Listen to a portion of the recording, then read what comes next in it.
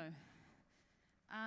The very first thing I want to do is, if I was in Australia, I would be asking about the land and the country that I was on and paying my respects. So I do want to just start by paying my respects to the Algonquin people, nation, to their knowledge systems, to their leaders and elders, past, present and emerging. I think, interestingly, I've worked in tech for 20 years, and I've been a geek for a good 35 years, because my mum was a techie. And I think that bringing that humanity, that intersection of technology, humanity is absolutely critical to always remember. And the ground and the land and the history that we stand on is almost one of the most binding things that can bring us together, particularly some of those knowledge systems that are very, very effective at thinking in ways different to us. So I recently left one of the governments that I've worked for, largely because the commute was too tricky from Canberra to Sydney all the time. But I thought to myself, what was the thing that would bring me most joy to do just as a little thing while I'm figuring out what next? And I thought, well, there's so many conversations that I feel like I keep having over and over, and I want a chance to write them all down. So I undertook a very stupid and naive plot to write 20 articles in 20 days, 20 working days, about 20 years experience in preparation for 2020. Because, I'm a numbers geek as well, and I love that kind of stuff. So I did. My final article is going up in a day, so I almost had it done in time for FWD50. But what I'm sharing with you today is the key insight from each of those 20 articles. All 19 of the ones that have been published are linked in this deck, and you're please welcome to go and check them out. It was cheekily called the peer review, but I'm happy to say that a lot of them were actually peer reviewed. And these are not meant to be canonical. These are meant to be, or prescriptive. These are meant to just be discussion starters. Things that help people think, things that help share the things that have been practically useful to me in my work in public sectors. I've worked in public sectors for 10 years. I worked with public sectors from the tech sector for 10 years. Worked in a political office for 2 years, but don't hold that against me. Because I wanted to understand this system. And when I left the most recent gig, I realized that the thing I most want to do in the world is keep contributing to public sector reform, because it's not just about digital government, it's about public sector reform to make us fit for purpose for the 21st century so we can truly be that social, economic, and indeed technological platform upon which society can thrive, upon which individuals can thrive, upon which culture can thrive into the future. So I'm going to share some insights. Each of the articles is quite long, and there's a lot of insights for each article, but I thought I'd just share one from each for this discussion. So here's all the articles. They sort of fell into reimagining government and doing government better as two sort of broad categories, and I'm not going to obviously read through all those, but so you get an idea. So first article, the key insight was we need to design better futures. We've got to stop trying to predict the future or react to a trend. We've got to stop picking a winner and throwing all of our resources and intelligence at that problem. We've got to stop, even though iteration is critical and taking an iterative approach, you can't iterate your way out of an exponential problem. You can't iterate your way out of a wicked problem. What we need to do is design what good looks like, and then very collectively and collaboratively and collegially.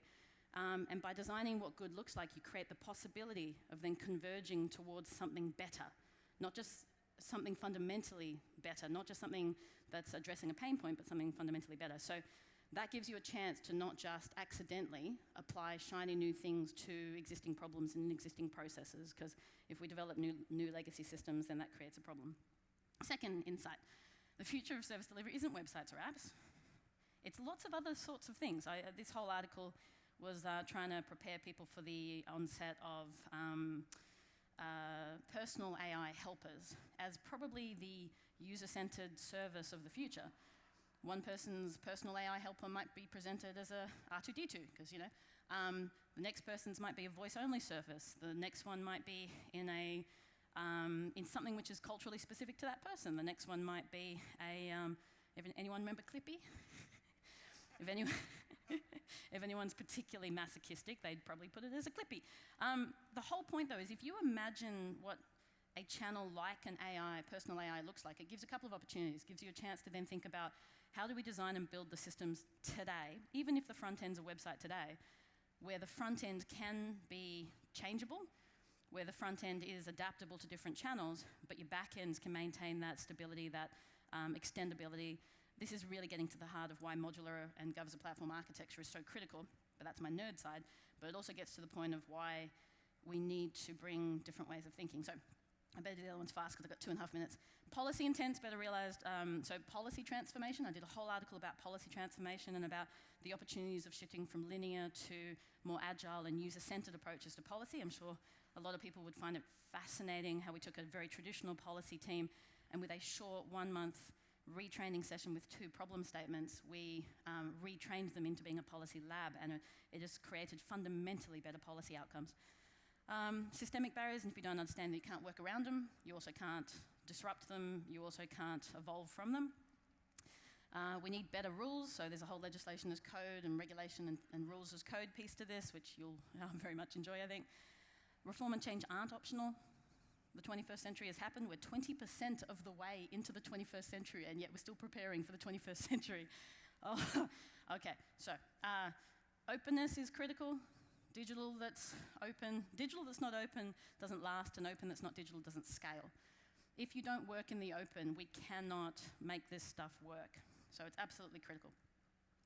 Gov 2.0, I had a whole piece about Gov 2.0 because people sort of went, oh, Gov 2.0 10 years ago, and then maybe we should be Gov 3.0, and people kept getting all buzzy. The whole point of Gov 2.0 was to reimagine things, not to just digitize.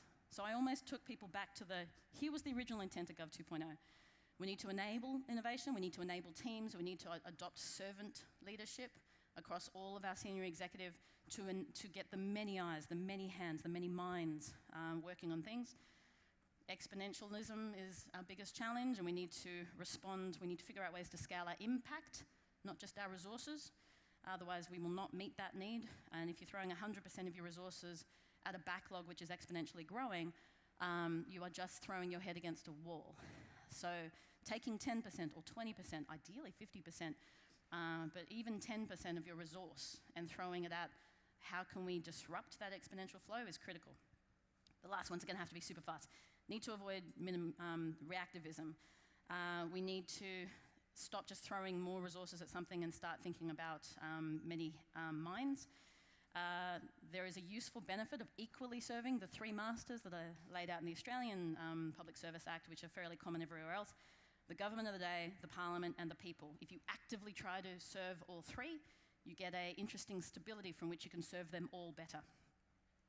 Trust in public institutions is critical, so what's the trust infrastructure look like for the 21st century? User-centered services require user-centered governance. We need to look at participatory governance properly. People are part of the solution, not just the problem. Government as a platform is not just a technical thing or a geeks thing, it is a strategic foundation for reform for scaling impact. We need to build the trust infrastructure. It's a myth that just making it easy to buy stuff will solve problems. If everyone could snap their fingers and buy stuff, we would sprint off cliffs. I can tell you now. We need to have intelligence about what we buy, what we build, what we reuse. We need to differentiate between commodity things like an email system, sure, buy it off the shelf, versus a taxation system. There's not many taxation systems off the shelf. Or if they are, they're lying.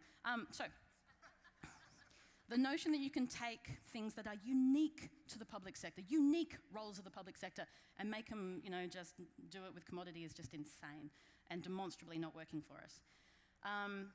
I am a massive open data person, but I've also done a lot of the sensitive data work, analytics work. I've run all kinds of different teams. I am so sick of people saying, we can do better services if we just share more data. It kills me because it's don't share sensitive data to get better services. Most of those services could be done through verifiable claims. Don't ask me how much money I earn. Ask me whether I meet the means test.